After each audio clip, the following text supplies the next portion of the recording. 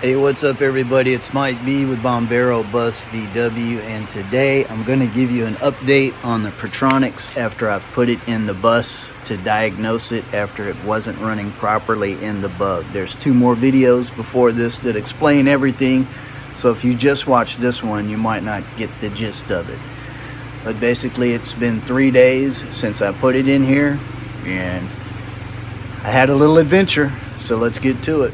Well, here I am broke down, but luckily I made it back to my road. It was pretty concerning because it started running badly when I got, about 3 miles from the house, but luckily I was able to turn around and I mean barely make it back to my road here. Now nothing's overheating, nothing jumps out at me, but I'm a little bit excited because you got to find the good and the bad. So checking all these connections here, I pulled this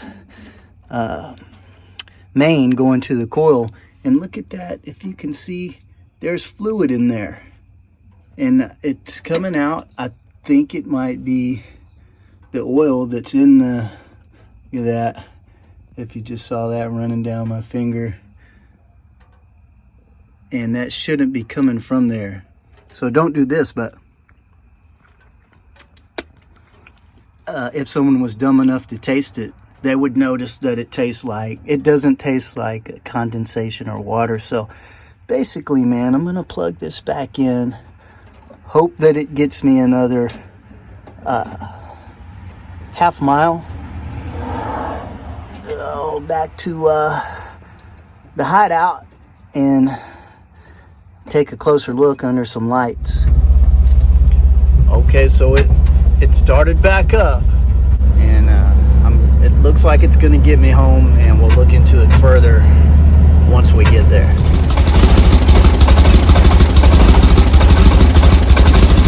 Okay, next day, we got some daylight out here, so let's take a closer look. Let's see if this has dried up any, and oh no, you see that? Yeah, look at all that. Did you see that about, all that dripping there? Oh, look at all that in there. And I am certain that that is oil from inside the coil. So, now I'm not even gonna start it up. What I was gonna do is see if it wasn't that bad, that if that had dried up and I could start it. Let's start it anyway. Let's see how that acts. But you can see, so even though this coil ohmed out, look, all right, here's the thing. This is the oil filled one, say, so it tends to stay cooler than the epoxy filled one. And the epoxy filled one is for off-road use. It can handle the vibrations better. So maybe that's what I need, because out here where I live, things get this is rough country out here. And bottom line is, that shouldn't be happening with a brand new coil. I mean, the thing is brand new.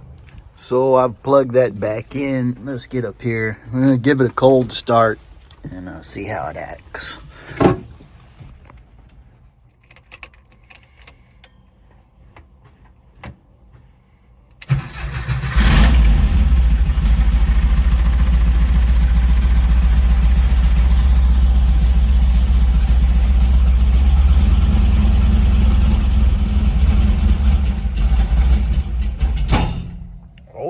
Okay then. Sorry, Maui. She jumped up in there like we were going somewhere, but not in the bus, not today.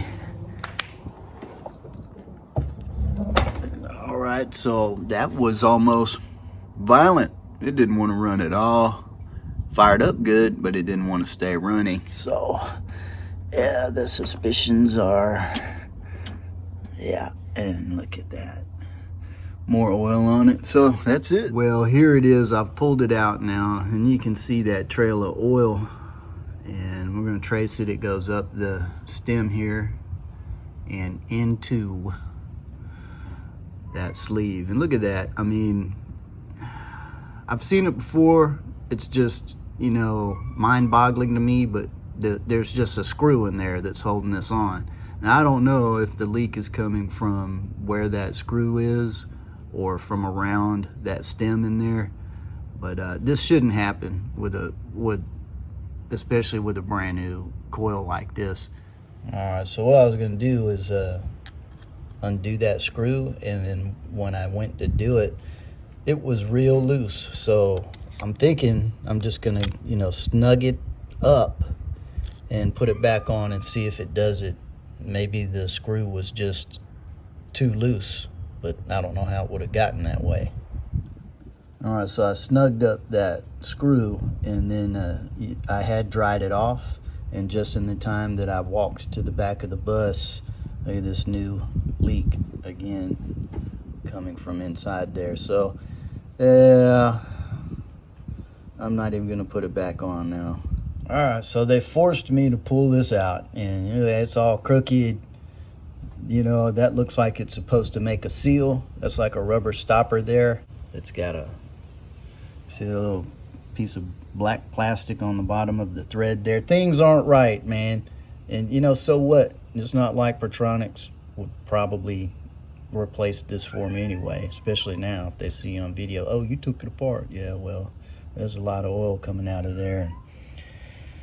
That's definitely a no-go. So what I have here then is this coil was on my brother's bug. He runs the Pertronix 2, and it takes the 0.6 ohm coil. This is an oil filled one. He just got a new one and got an epoxy filled one and hasn't had any problems since. But if we look inside, I don't have the light on, but you can see there's a screw on that one. And look at this one. This is an older one, and it's made in USA. And if you look inside, there is also a screw. Now I have an old Bosch one, and you look inside there and there's no screw. It's pressed in. So that's the difference in the quality, whether it's made in USA or not. The Bosch is pressed in, and I don't think you're gonna have that issue. But what I'm gonna do now is take this out and see if I can put it in here, and maybe it'll stop this oil leak and just help diagnose it further. Okay, so I've done it. I've put the new stopper in there, and I will admit that it felt like it made a nice snug seal there. But the question is, how long will this run right now, and for how long?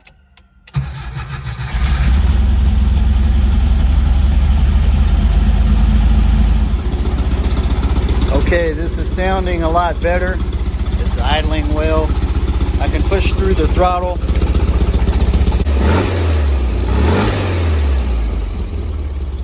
Without any hiccups, and the timing is on point. So, but all I'm gonna do is probably take it on a little test drive and see if we got to the bottom of this. What I'm gonna do is start out real small, keep it local, and by local I mean on the property, because I trust no one, and I think I trust this Pertronix less than that. So I'm gonna keep it on the property. Just juke it around a little bit, take baby steps. Eventually I'll get out on the road, but for now I'm just going to cruise around the property. So far so good. See if it's got some punch. A little something something. Okay, I lied. I'm not going to baby it. I'm just going to full send it. But I'm going to head up to the store. And it's probably a 5 or 6 mile round trip, and just take the risk. If anything happens, I'll just get myself out of it. But you can see this road and why I would be considering the epoxy coil, or at least remotely mounting the oil-filled one. But even then, it's going to take some bumps. And this is just the road. Once you get off this road to go to the house, it's even worse. So let's just see what kind of punch it's got.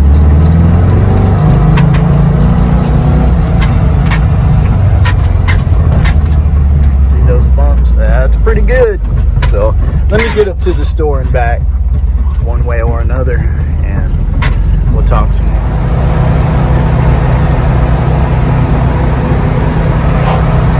Okay, not too bad. Idling really well, pushing through the throttle without any hiccups.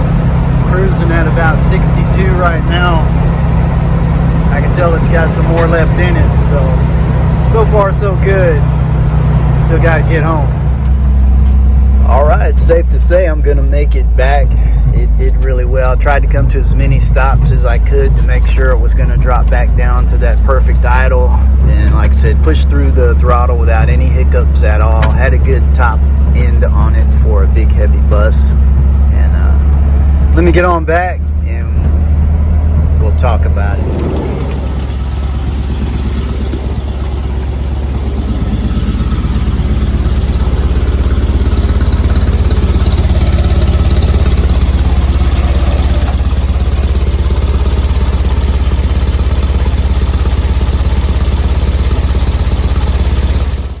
Yeah, man, I'm gonna call it a temporary win. I took it on a good hot run. Temperatures seem fine.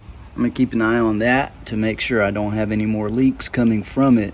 And then, only time will tell. Okay, so that's it for that little dilemma. But I feel like I owe an explanation in the way of this. I don't know that that's what's been wrong with this, so I have to give a quick synopsis. Brand new Pertronix, put it in the bug, it would not idle. Put a clamp on it, a beefy clamp, and then it would idle, and it ran well for about a month, and then it wouldn't idle again. So to diagnose, I took it out, I put it in this bus, and it idled perfectly and ran perfectly for like 2 days. And then on the third day, it would idle and start up, but then it would die, and you couldn't push through the accelerator without the whole thing just missing. So then it turned out to be that coil had the oil leak on it. Now that seems to be fixed. So where we're at is total mistrust of this electronic devices still, but I'm gonna run that on the bus for a while, if it'll let me, until I can gain some trust in it that all that is fixed on there. And then eventually one day I'll need to put it back in the bug to see and run it for a while to see if that's what fixed it. Now I will say this, I'm still not ready to blame them. Do I think that coil was made cheaply? Yes, I do. I do. But that's the bottom line, so I can't change my mind on that.